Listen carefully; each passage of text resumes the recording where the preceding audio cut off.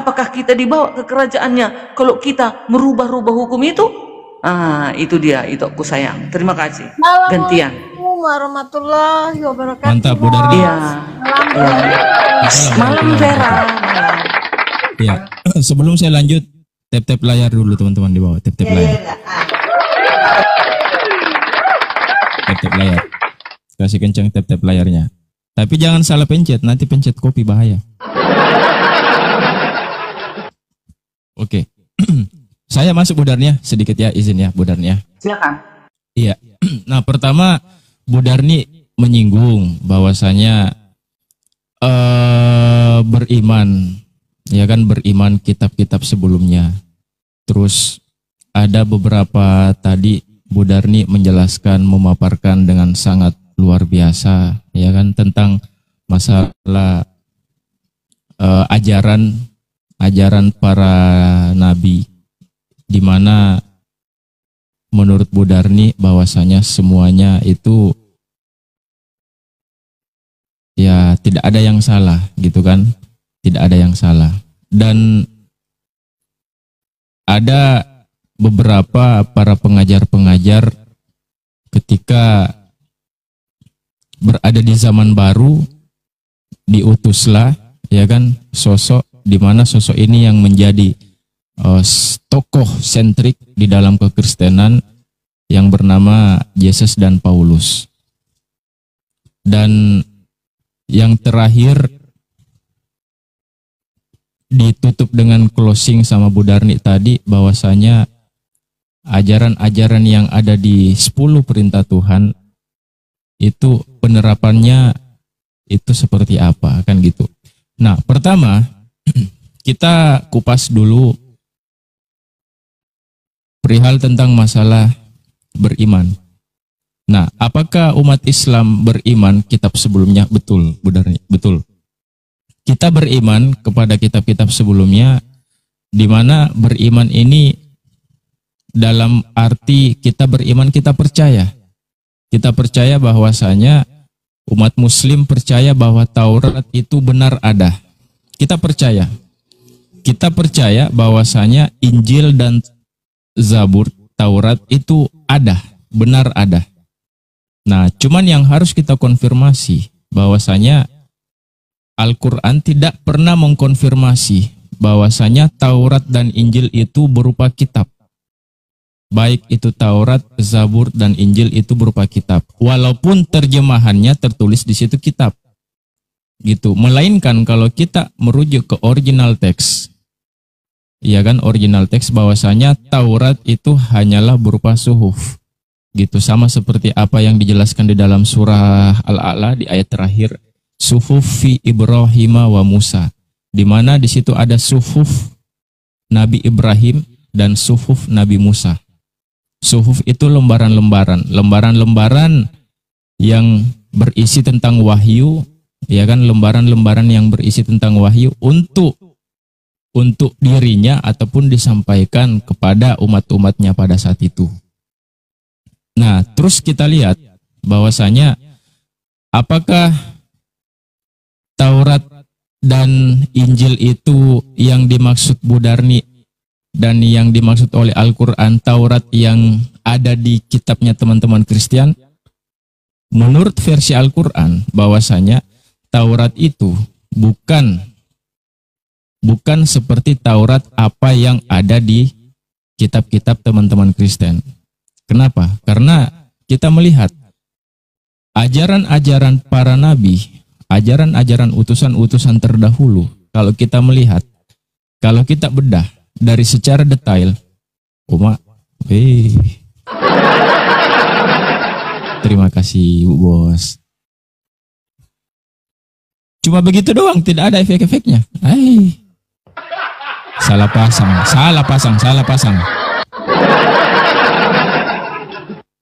Saya kira kayak ada gambar-gambarnya apa gimana gitu kan.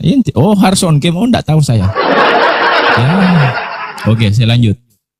Nah, ajaran yang diluruskan. Jadi, dalil-dalil yang ada di dalam Torah yang khususnya di kitab teman-teman kita, saudara-saudara saya yang terkasih di kekristenan, itu di mana para nabi yang sangat dimuliakan di Al-Quran, dari Nabi Adam sampai Nabi Muhammad, itu di dalam Al-Quran itu dimuliakan. Tetapi ketika saya membaca kitab di teman-teman Kristen, Bu Darni, mohon maaf Bu Darni ya. Di Perjanjian Lama, itu ketika saya baca kitab-kitabnya teman-teman Kristen, itu nabi-nabi di situ, na'udzubillah min dzalik. Cuman saya tidak mau bahas itu, bahaya. Nanti rungkat kita, Bu Darni. Tidak mau. Ini saya kasih contoh satu saja, di mana narasi di dalam Perjanjian Lama ketika Yakub bergumul dengan Elohim. Ya kan, Yakub bergumul dengan Elohim, habis itu ada Daud, ya kan? Ada Daud lagi ya sama anaknya, ya kan? Ya pokoknya gitu-gitulah, gitu kan. Nah, datanglah Al-Quran untuk meluruskan semuanya. Bahwasanya kitab-kitab yang ada itu untuk meluruskan fitnahan-fitnahan Nabi itu yang tertera di kitab-kitab sebelumnya. Nah, itulah tugasnya Al-Quran. Untuk meluruskan semuanya fitnahan-fitnahan, ya kan, fitnahan-fitnahan yang ada tertera atau tertulis di kitab-kitab yang sudah ada. Yang mereka katakan ini adalah firman Tuhan. Nah, terus terkait masalah pengajaran, bahwasanya apakah pengajaran para nabi itu sejalan dari pengajaran Nuh, ya kan? Nuh sampai pengajaran Abraham, Musa, Yakub sampai Yesus. Nah, bagi saya, Bu Darni, bagi saya pribadi, itu saya sepakat. Kenapa? Karena pengajaran para nabi atau pengajaran para utusan sebelumnya itu semuanya masih aman-aman saja. Mereka semua menegakkan apa yang diperintahkan oleh Elohim. Di Perjanjian Lama, semua para nabi itu sangat menegakkan apa-apa yang diperintahkan oleh Elohim kepada dia. Baik itu Abraham, baik itu Daud, baik itu Salomo, baik itu semuanya. Dan semua menegakkan syariat-syariat yang sudah ditentukan oleh Elohim kepada di zamannya, pada bangsanya. Salah satu contoh, konsep penebusan dosa dengan mengorbankan anak lembu domba jantan yang tak bercacat celah. Itu konsep penebusan di Perjanjian Lama. Gitu kan? Nah, mentok di Yesus, di mana Yesus datang bukan untuk meniadakan ataupun membatalkan hukum Taurat. Nah, tetapi setelah Yesus cerita singkat, setelah Yesus di sini bersambung, muncul satu tokoh sentrik yang bernama Paulus. Di mana Paulus ini, Bu Darni, kalau saya pribadi dan ketika saya membaca di kitabnya Bu Darni, bahwasanya ia seakan-akan datang mengacak-ngacak ketentuan-ketentuan yang sudah dibuat Elohim yang sudah ada. Nah, itu boleh kalau masalah dalil Bu Darni, tapi kita bernarasi aja dulu, nggak apa-apa. Nah, kalau Bu Darni minta dalil, bisa saya kasih dalilnya. Tetapi saya paparkan aja dulu apa yang dinarasikan Bu Darni. Nanti bisa Bu Darni bisa tanggapi nanti. Karena ini ya kita main santai-santai aja Bu Darni. Tidak ada unsur kebencian apa segala macam. Karena saya pribadi menganggap Bu Darni ini orang yang lebih tua dari saya patut juga menghargai Bu Darninya. Ya kan, saya pun juga harus sangat sopan kepada beliau Bu Darni ini.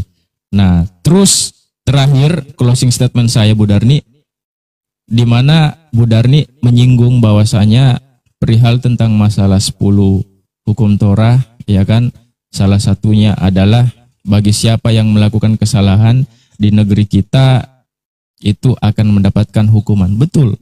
Dan itu bukan hanya terjadi di zaman kita, tetapi itu sudah terjadi di zaman-zaman dulu. Zaman-zaman dulu orang yang berbuat kesalahan sekecil apapun itu hukumannya luar biasa. Ketimbang di zaman kita saat ini. Tetapi saya tidak menyinggung masalah itu. Tetapi yang saya singgung adalah kira-kira ajaran-ajaran yang ditentukan oleh Elohim di zaman perjanjian lama, ada ndak kira-kira yang bisa kita terapkan di kehidupan kita saat ini? Kurang lebih seperti itu benar nih. Masuk, ituku. Oke. Apakah Taurat ini seperti yang di Alkitab? Apakah itu sebenarnya isinya? Kan begitu. Taurat, Zabur, dan Injil yang ada di dalam Alkitab itu kan buku kitabnya orang teman-teman Yahudi.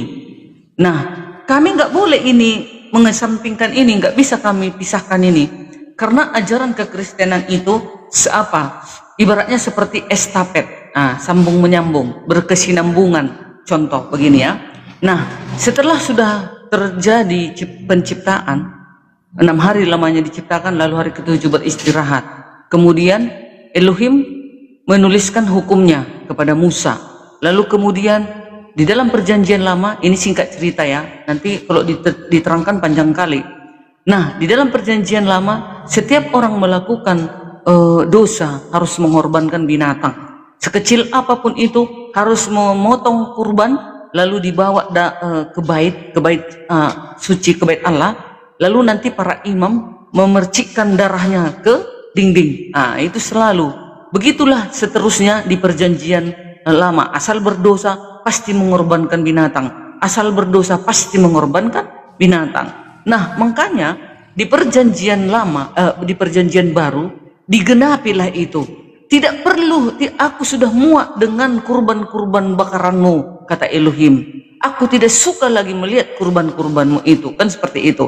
Tetapi kalau kita teruskan nanti kurban-kurban itu sampai sekarang ini, sudah habislah peliharaan-peliharaan yang ada di ternak sana. Bayangkan berapa miliar kita manusia.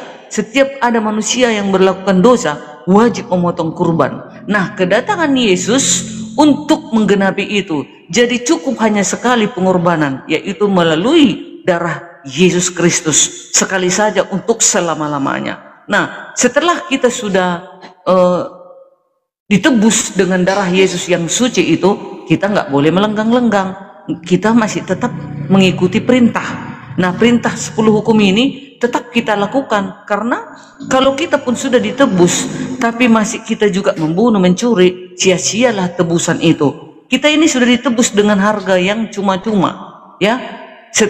Kalau sudah kita ditebus dengan harga yang cuma-cuma, kita harus tetap setia, kita kejarlah keselamatan itu. Nah, makanya kedatangan Yesus menggenapi perjanjian lama itu. Jadi mata ganti mata, gigi ganti gigi, kan gitu. Nyawa ganti nyawa, kan seperti itu di perjanjian lama. Itulah maksudnya yang digenapi, dibatalkan. Yang seperti itulah peraturan-peraturan seperti itu dibatalkan di dalam kasihlah setelah kedatangan Yesus. Nah, begitu. Lalu Paulus datang, dipilih oleh siapa? Dulunya Paulus ini adalah pembunuh, penganiaya seluruh umat-umat yang percaya kepada siapa? Kepada Yesus. Tetapi kan Yesus ini kan dia Tuhan. Dia mengetahui, dia bisa mengetahui siapa yang mau dia pilih. Di dalam Kisah Para Rasul 9 ayat 14 sampai seterusnya, di sana ditulis sewaktu Paulus bertemu dengan siapa? Bertemu dengan Yesus. Yesus itu di dalam cahaya kemuliaannya mendatangi Paulus pada waktu Paulus mau pergi ke Damsik untuk mau menganiaya ini. Dia masih mau menganiaya ini, Paulus ini masih melakukan mau kejahatan, tetapi Yesus mengubahnya dalam detik itu juga. Lalu dia memilih Paulus. Makanya Paulus pada saat itu begitu melihat Yesus itu, dia buta, matanya 3 hari 3 malam tidak makan dan tidak minum. Dan yang menyembuhkan adalah Ananias. Ananias ini adalah pengikut Tuhan juga yang benar pada saat itu. Maka Yesus mendatangi Ananias. Ananias, kau sembuhkanlah Paulus itu, datanglah kau ke sana, kau sembuhkanlah dia, dan agar dia menjadi penginjil untuk menginjil ke seluruh bangsa. Itulah perkataan Yesus kepada siapa? Kepada Ananias. Singkat cerita, lalu Ananias ini pun dipilih, disembuhkan. Makanya sampai sekarang juga dia mengadakan penginjilan sampai ke seluruh bangsa. Maka adalah kami umat Kristen yang ada di mana, di kota Medan atau dimanapun itu. Begitulah singkat cerita. Jadi ajaran Paulus itu begitu saya membacanya, tidak pernah ada ajarannya itu mengatakan yang mengerikan atau bunuhlah orang yang kalau tidak mau ini, potonglah lehernya atau tanamlah dia ke dalam tanah. Enggak seperti itu. Nah, kita disuruh untuk saling mengasihi. Tetap dia mengajarkan ajaran Yesus di dalam kehidupannya. Begitu. Nah, tadi kan itu bilang tentang para nabi di dalam Alkitab itu sangat mengerikan. Aneh-aneh pemberitahuannya. Enggak, itu kan memang kami ambil dari catatan Yahudi. Segala para nabi itu kan itu datangnya dari buku Yahudi itu. Kenapa kami masukkan di dalam Alkitab? Itu enggak boleh dipisahkan. Karena semua itu mulai dari Kejadian sampai Maleakhi, itu semua adalah apa? Adalah tulisan-tulisan para nabi. Gak boleh itu kita hilangkan, supaya ketahuanlah bagaimana silsilah itu teratur sejarahnya. Mulai nabi pertama sampai nabi Yehezkiel terakhir. Lalu datang Yesus, lalu ada Paulus. Begitulah di dalam kekristenan. Begitu sampai nanti kelak Yesus datang juga. Yesus juga nanti yang menentukan manusia itu selamat atau tidak, sesuai dengan ayat di Yohanes 9 ayat 39. Yohanes ini tulisan siapa? Itu murid Yesus, murid yang bersama-sama dengan dia, murid yang ke-12 salah satu yang mencatat itu. Maka kami percaya, tentu dong yang di sekitarnya lah yang apa? Yang mencatat siapa Yesus ini. Nah, begitu. Silakan lanjut dulu nanti lagi. Siap, Bu Darni. Mantap, Bu Darni. Oke, Bu Darni. Saya minta tolong Bu Darni.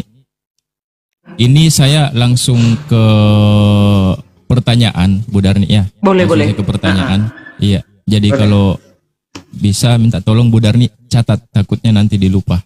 Ya. Karena saya juga ini. catat ini. Siap. Aku selalu ada boleh, buku boleh. ya. Keren Bu Darni, keren. Ini saya suka kalau diskusi seperti ini.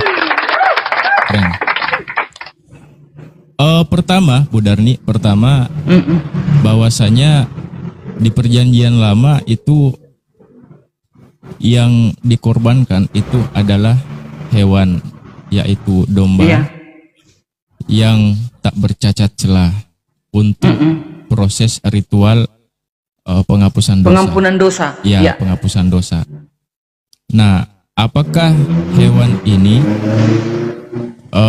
itu sesuai syariat dari Yahudi sendiri, ataukah apakah Kristen, teman-teman Kristen atau dari ajaran kekristenan tidak mengikuti apa yang menjadi syariat, syariat sudah ditetapkan oleh Elohim. Nah, itu yang pertama Bu Darni. Ya, itu yang pertama. Terus yang kedua Bu Darni, kalaupun ajaran dari kekristenan tidak mengikuti sesuai dengan apa yang sudah ditetapkan oleh Elohim di perjanjian lama, bahwasanya terkait masalah penghapusan dosa di perjanjian lama yang kita bahas tadi barusan di PL itu, di mana yang dikorbankan di situ adalah domba yang tak bercacat celah, sedangkan di PB adalah mengucurnya darah Yesus di bumi, ya kan gitu. Nah, yang menjadi poin di pertanyaan saya yang kedua, Bu Darni, izin, apakah Elohim di perjanjian lama dan di perjanjian baru itu sama? Elohim. Ya, Elohim. Saya sebut Elohim saja Bu Darni. Kita sapu rata saja Elohim. Iya. Nah, apakah Elohim di perjanjian lama dan di Elohim perjanjian baru itu sama? Karena kalau kita konsen dari segi ketetapan Elohim di perjanjian lama itu sangat berbeda jauh. Yang satu adalah darah hewan, yang kedua adalah darah Yesus. Betul. Darah manusia, darah Yesus. Betul. Terus yang ketiga, Bu Darni, izin. Tiga ya? Tiga. Apakah tanpa darah Yesus, mampu tidak Elohim menghapus dosa-dosa manusia? Itu kurang lebih seperti itu. Yesus, apakah tanpa darah Yesus Ya, Mampukah? Elohim mampu tidak menghapus dosa manusia? Siap. Mampukah Elohim Menghapus dosa-dosa manusia? Menghapus dosa manusia? Atau mengampuni dosa manusia? dosa manusia? Siap. Oke. Siap. Manusia. Mudarni mau jawab 1 jam pun saya tidak potong. Silakan. Enak, Oke, toh? baik. Baiklah. Korban Ibrahim dibikin anak. Ya, Bu Darni, tapi izin kalau ada kata-kata yang unsur-unsur yang bahaya bisa dipelesetkan, Bu Darni. Oh, dipleset ya? Oke Siap, lah. siap. Oke, baiklah. Mulai ya. 1, 2, 3. 1. Di perjanjian lama yang dikorbankan hewan yang tak bercacat. Kan begitu. Yes. Kenapa di dalam perjanjian baru menjadi manusia? Kan begitu kan? Nah, di dalam perjanjian lama memang Elohim menyarankan agar mengorbankan korban-korban yaitu binatang, yaitu domba atau merpati atau tepung. Kalau dia miskin, tepung. Kalau dia berduit, sedang kambing, domba. Tapi kalau dia punya uang banyak atau yang lebih besar, seperti itu. Lalu dipercikanlah di bait suci oleh para rabi-rabi Yahudi pada saat itu, imam-imam lah, imam.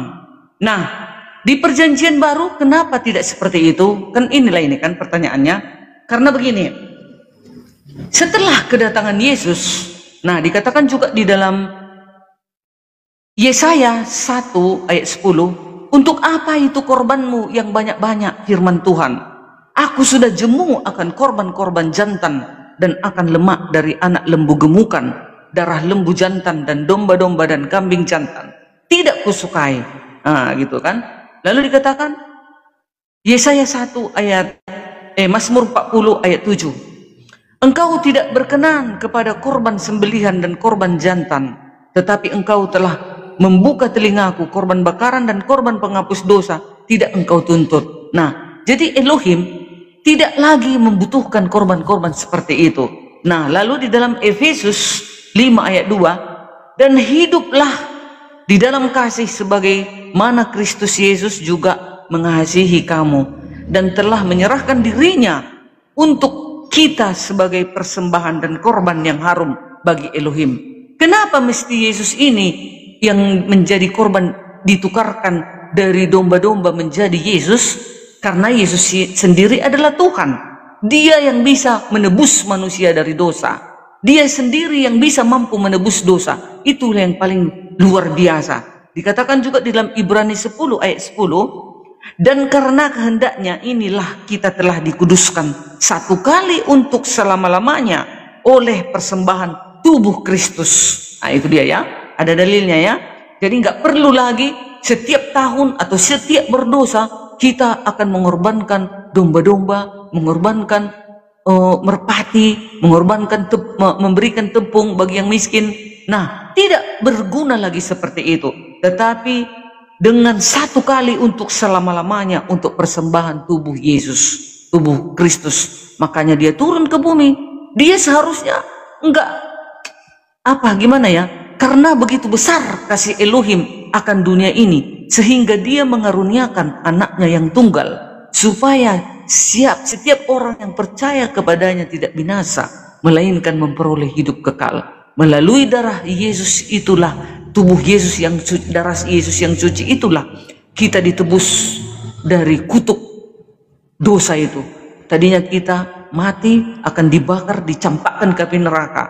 Tetapi karena datang Yesus, kita akan diselamatkan oleh kutuk dosa itu. Makanya setelah kita sudah ditebus dengan darah yang cuma-cuma itu, kita harus setia dong. Apa peraturan-peraturannya kita ikuti. Disuruh kita jangan membunuh, jangan mencuri. Nah, kita tetap setia beribadah. Kita menguduskan hari Sabat. Hari Sabat itu adalah tempat kita untuk bersekutu bersama-sama dengan teman-teman kita manusia untuk menyembah, meninggikan nama Elohim itu. Nah, itu dia ya. Lalu itulah kenapa tidak lagi di perjanjian baru dengan binatang dikurbankan ya. Nah, karena apa Yesus seperti itu? Karena dia adalah firman Elohim itu. Dianya sebenarnya Elohim itu, diri Elohim itu. Yang mampu menebus dosa itu ya Tuhan itu sendiri. Makanya dia turun. Tapi yang dikurbankan melalui daging kemanusiaannya di bumi ini. Nah, itu dia. Lalu walaupun ajaran Kristen di perjanjian lama dikorbankan domba, apakah Elohim di perjanjian lama dan perjanjian baru sama? Sama. Di perjanjian lama Elohim, di perjanjian baru juga Elohim, firman Elohim. Sama itu, Yesus dan Elohim sama. Karena di dalam Ibrani 1 ayat 3, Yesus adalah wujud daripada Elohim di bumi. Nah itu. Jadi muridnya juga mengatakan, Yohanes 1 ayat 1 dan 4, pada mulanya Yesus ini adalah firman. Firman itu bersama-sama dengan Elohim. Firman itu adalah Elohim. Firman itu telah menjadi manusia. Nah, itu dia. Makanya dia berhak untuk datang ke bumi ini menebus dosa kita. Makanya kita harus berbangga. Kalau sudah kita ditebus dengan darahnya yang suci itu, mulai hari ini kita berubahlah. Ibaratnya kita tadinya pemabuk, kita suka keluyuran, karena kita sudah ditebus dengan darahnya itu, kita harus setia dengan perintah-perintahnya. Itu dia ya. Ayat 3, nomor 3, apakah tanpa darah Yesus mampukah Elohim menghapus dosa manusia? Nah, di dalam perjanjian lama penebus ya. Yesaya 43 ayat 1, Elohim sudah mengatakan, janganlah takut sebab aku telah menebus engkau, katanya. Yesaya ini nabi. Yesaya ini nabi Elohim sudah menyatakan di dalam Yesaya 43 ayat 1. Lalu Yesaya 43 ayat 3. Aku menebus engkau, katanya, dengan Mesir dan memberikan Ethiopia dan Sheba sebagai gantimu. Nah, Elohim itu mengatakan dia akan menebus kita. Tapi kan Elohim itu kan tak terhampiri. Elohim itu tak kelihatan. Elohim itu roh. Jadi bagaimana caranya dia menebus kita? Dia datang, firman-Nya datang menjadi manusia supaya bisa dia menebus kita melalui darahnya yang suci itu. Lalu dikatakan lagi Yesaya 43 ayat 14. Beginilah firman Tuhan penebusmu yang maha kudus, Elohim Israel, katanya lagi. Lalu dikatakan lagi Yesaya 44 ayat 6. Beginilah firman Tuhan Raja dan penebus Israel, Tuhan semesta alam. Jadi sama. Elohim di perjanjian lama dengan di perjanjian baru sama. Yesus ini siapa? Yesus ini adalah diri Elohim itu. Aku dan Bapa satu. Maka berani Yesus mengatakan, hei Filipus, sudah sekian lama engkau bersama-sama aku, Filipus. Belumkah engkau mengenal Elohim itu? Akulah dia. Kata Yesus, bayangkan itu. Mana mungkin berani para nabi berkata seperti itu. Dia menyamakan dirinya dengan Elohim itu. Lalu Yesus juga berkata di bumi sewaktu dia berada di bumi ini, aku adalah kebangkitan dan hidup. Siapa yang percaya kepadaku akan hidup walaupun sudah mati. Itulah tandanya dia adalah firman Elohim. Nyatanya sekarang Yesus di mana? Yesus sekarang berada di surga. Dia sekarang berada di surga berkuasa. Matius 28 ayat 18. Yesus berkuasa di surga dan akan menentukan manusia kelak selamat atau tidak. Yesus penentunya karena dia adalah penguasa itu. Maka dia ada dikatakan di dalam Yohanes 9 ayat 39 yang mencatat muridnya yang paling dekat dengan dia. Aku akan datang ke dunia untuk menghakimi, kata Yesus. Aku akan membangkitkannya di akhir zaman. Yohanes 6 ayat 40. Itu tandanya dia adalah siapa? Firman Elohim itu, bagian dari Elohim itu, diri Elohim itu dia, wujud Elohim itulah Yesus di bumi ini. Begitu, host. Terima kasih. Teng, pas waktunya. Ya. Jadi tadi yang saya sangat konsen dari Bu Darni, bahwasanya apakah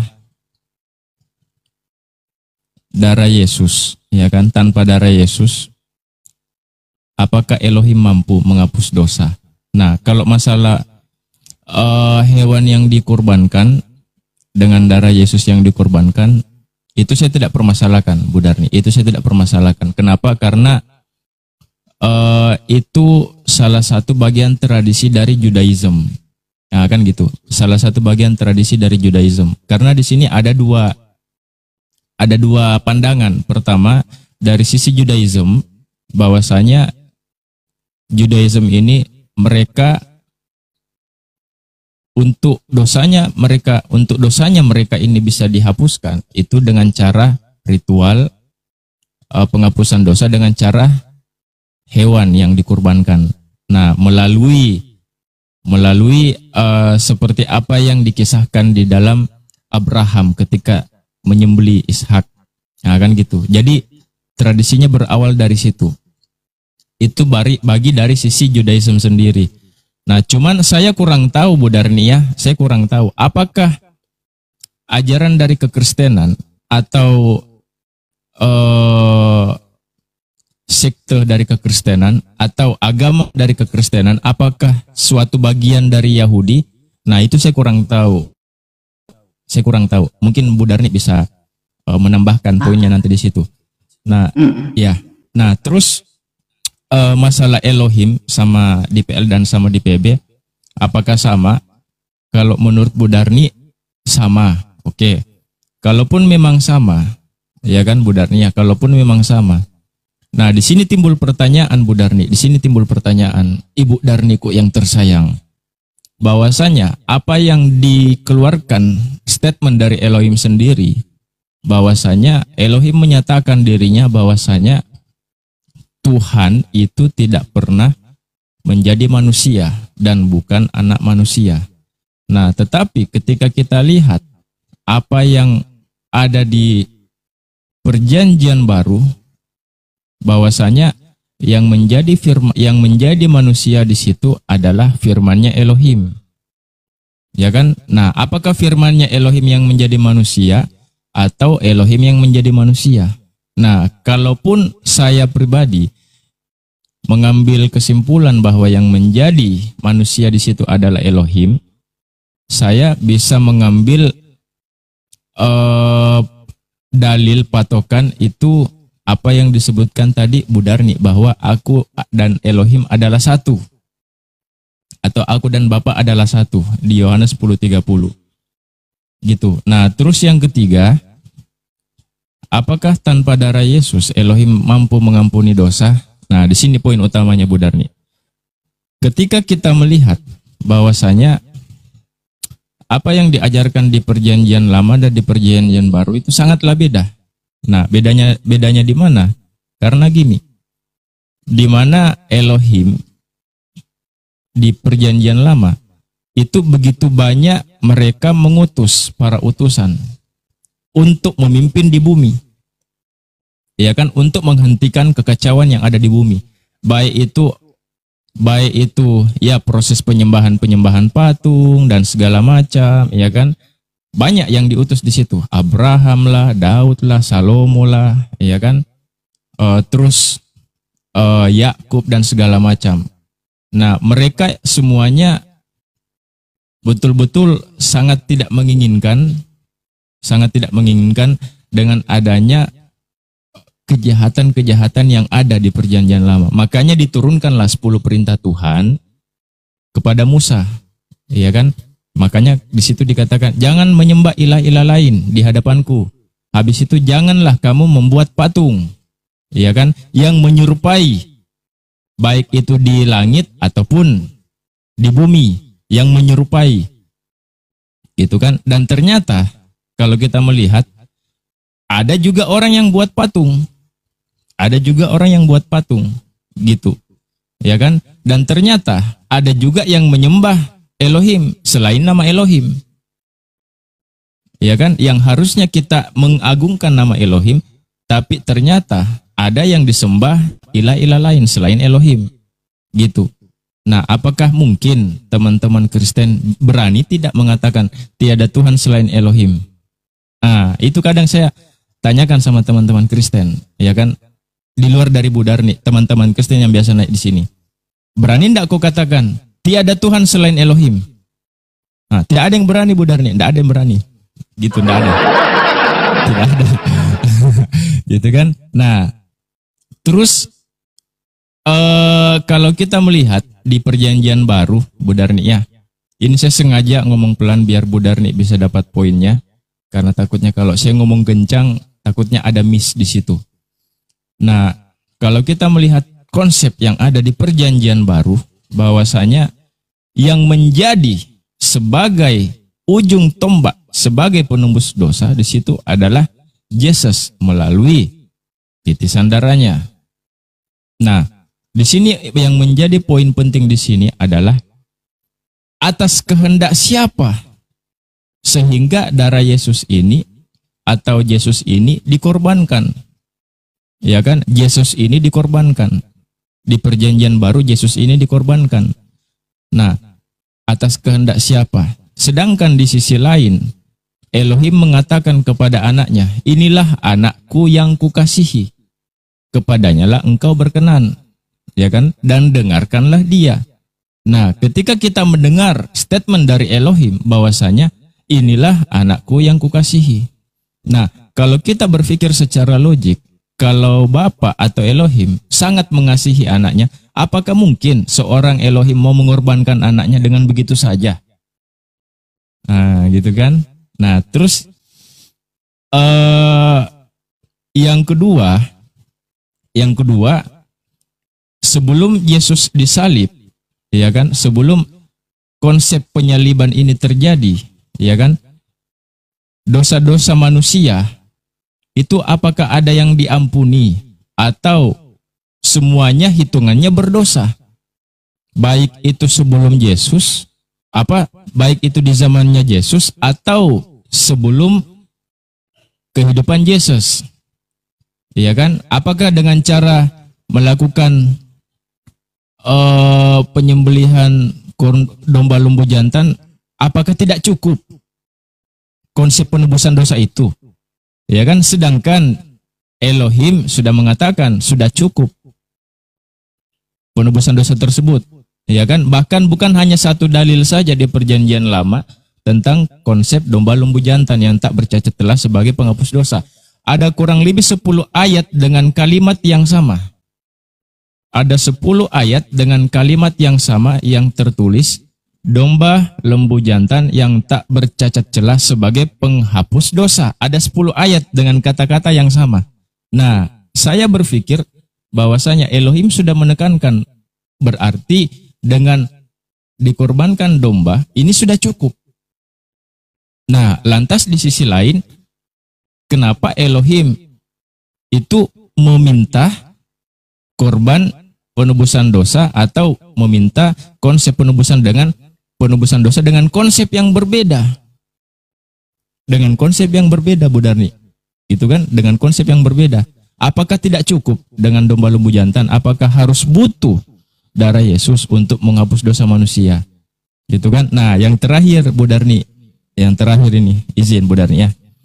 Kalau kita melihat bahwasanya apakah keinginan Elohim yang menginginkan bahwasanya Yesus ini harus dikorbankan, atau keinginan Yesus sendiri yang datang ke dunia ini ingin dikorbankan? Kalau bahasa simpelnya ya sebagai superhero, ya kan? Sebagai superhero untuk dijadikan sebagai TUMBAL, ya kan? Untuk menghapus dosa manusia. Nah, kalau kita lihat di Matius 18 nomor 3, di situ tertulis bahwasanya Yesus mengatakan, lalu berkata, aku berkata kepadamu, sesungguhnya jika kamu tidak bertobat dan menjadi seperti anak kecil ini, kamu tidak akan masuk ke dalam kerajaan surga. Versi apa yang dikatakan oleh Yesus kepada orang-orang yang ada pada saat itu, Yesus memerintahkan untuk masuk ke dalam kerajaan surga, kamu harus bertobat. Kamu harus bertobat. Dan harus menjadi seperti anak kecil ini, yang tidak memiliki dosa. Nah, di sini timbul pertanyaan, Ibu Darniku tersayang. Maksud dan tujuan apa Yesus mengatakan kamu harus bertobat? Sedangkan di sisi lain, ia pun juga mengorbankan dirinya. Apakah konsep penyaliban itu atas dasar karena keinginan Yesus, ataukah mungkin karena ada unsur lain di balik dari proses penyaliban itu? mungkin karena ada unsur politik, atau mungkin karena apa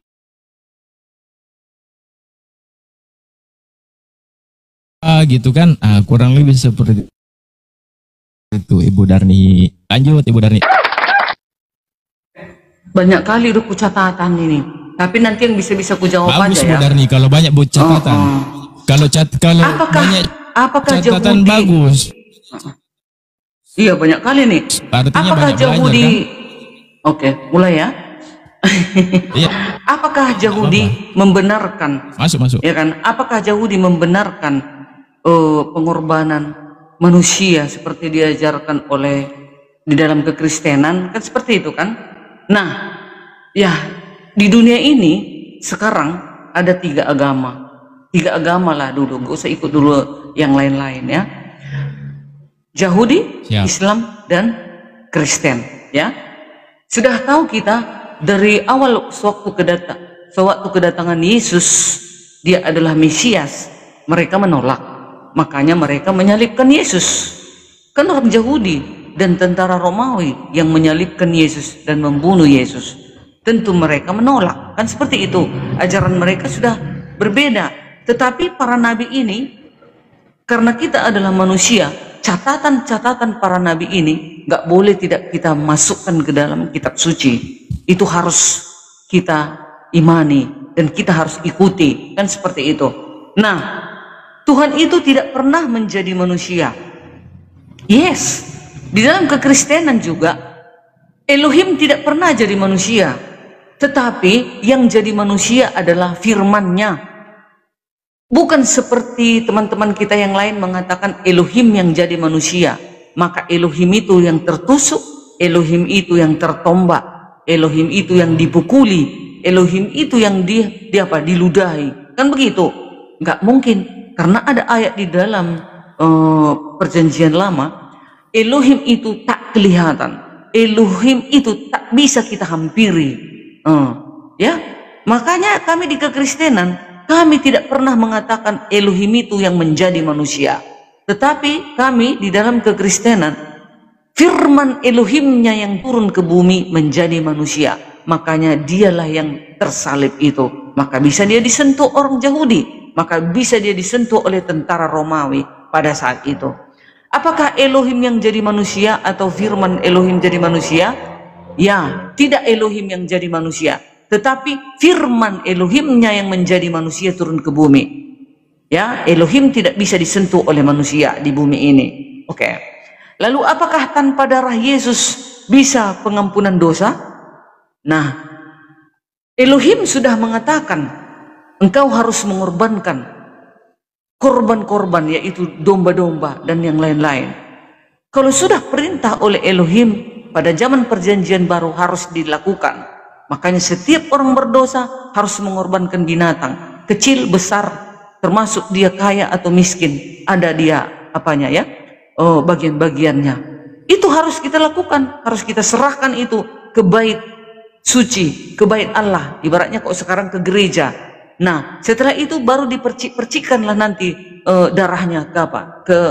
Ke dinding-dinding mesbah itu. Nah, itu sudah, kalau sudah disuruh ya harus kita lakukan. Gak boleh kita tolak itu lagi, karena itu udah perintah Elohim di dalam perjanjian lama. Kenapa di perjanjian baru di dalam kekristenan tidak melakukan seperti itu lagi? Kan sudah Ibu Darni bilang tadi, kalau selalu setiap berdosa memotong korban, bayangkan Ibu Darni umur 50 tahun, setiap hari aku berdosa, setiap hari ada aja dosaku. Kurasa satu hari bisa 20 dosaku, ya. 20 dosaku, sudah 20 ekor nanti domba habis, udah miskin lah, tumpur bandar, gak ada lagi peliharaan nanti di kandang-kandang sana, ya. Itu makanya di dalam kekristenan itu tidak berguna lagi. Aku tak perlu lagi kurban-kurbanmu itu, kan begitu. Nah, apakah tanpa darah Yesus bisa mengampuni dosa? Nah, ini tadi ya belum kujawab.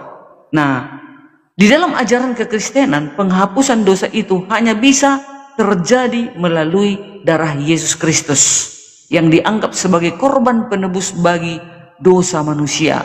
Darah Yesus adalah persembahan sempurna untuk memenangkan pengampunan dosa dan memulihkan hubungan antara manusia dan Elohim. Ya, begitu ya. Korban penghapusan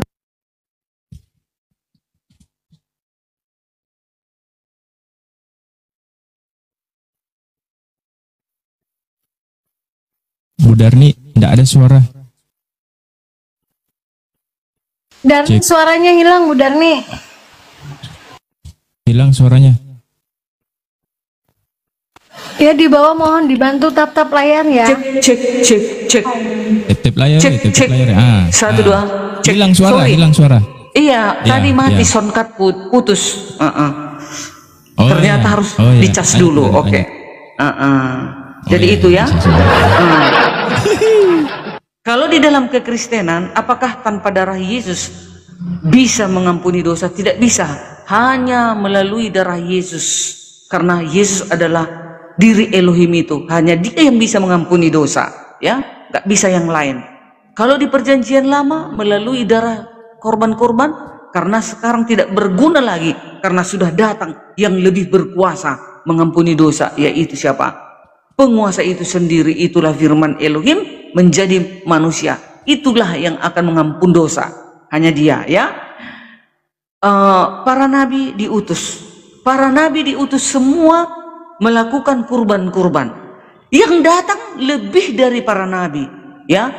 Para nabi itu diutus semua mengikuti di perjanjian lama mengorbankan kurban binatang dan dipercikkan di mesbah-mesbah. Yes. Tetapi di perjanjian baru yang datang itu melebih daripada nabi, yaitu firman Elohim, wujud Elohim yang turun ke bumi. Itulah siapa? Yesus. Itulah yang apa? Menyelesaikan, menggenapi semua kurban-kurban di perjanjian lama. Tidak berlaku lagi, hanya cukup dengan darah Yesus, ya. Nah, lalu dikatakan lagi, ada yang menyembah selain Elohim, ada juga menyembah selain Elohim. Yes, banyak. Makanya banyak Elohim di dunia ini, tetapi hanya satu Elohim yang benar, ya. Hanya satu, itulah Elohim Abraham, Ishak dan Yakub. Di dalam kekristenan, siapa itu? Apakah berani orang Kristen menyembah Elohim? Memang kami menyembah Elohim di dalam diri Yesus. Karena Yesus itu adalah firman Elohim, wujud Elohim di bumi. Makanya kami berani menyembahnya. Karena apa? Aku dan Elohim satu, kan kata Yesus. Nah, itu dia, itu buktinya bahwasanya kami umat Kristen tidak menyembah di luar daripada Elohim, ya. Kami tetap menyembah Dia. Nah, lalu atas kehendak siapa Yesus ini dikorbankan?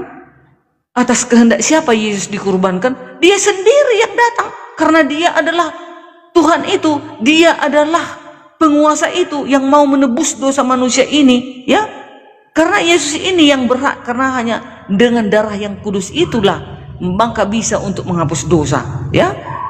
Di luar daripada Yesus itu tidak akan bisa berhak mengampuni dosa, karena hanya darah yang suci, yang kudus yang bisa untuk memperdamaikan manusia kepada siapa? Elohim.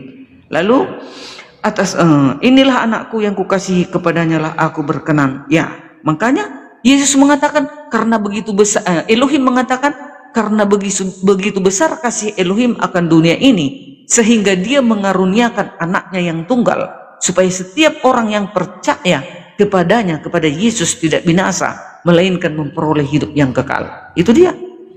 Lalu apakah dengan cara pengorbanan domba tidak cukup dengan penghapus dosa? Karena itu sudah perintah. Sudah perintah Yesus itu sendiri, Dia sudah datang menyerahkan dirinya untuk memperdamaikan. Nah, karena yang datang sudah yang berkuasa dibanding dengan kurban-kurban di perjanjian lama. Nah, itu ya, di dalam kekristenan begitu. Nah, lalu apakah Elohim menginginkan kurban? Apakah Elohim menginginkan kurban? Ya, karena itu keinginannya. Dia mengatakan itu. Di dalam perjanjian lama juga Dia menginginkan kurban-kurban itu. Tetapi Dia menggenapi di perjanjian baru. Hanya cukup sekali darah Yesus yang suci itu. Maka Dia datang untuk memperdamaikan. Hanya dengan darah yang suci itulah makanya manusia bisa dihapus dosanya. Hanya kalau kami di dalam kekristenan, hanya Yesus yang mampu untuk menghapus dosa. Di luar dari itu tidak bisa, gitu ya. Lalu kenapa Yesus mengatakan bertobatlah?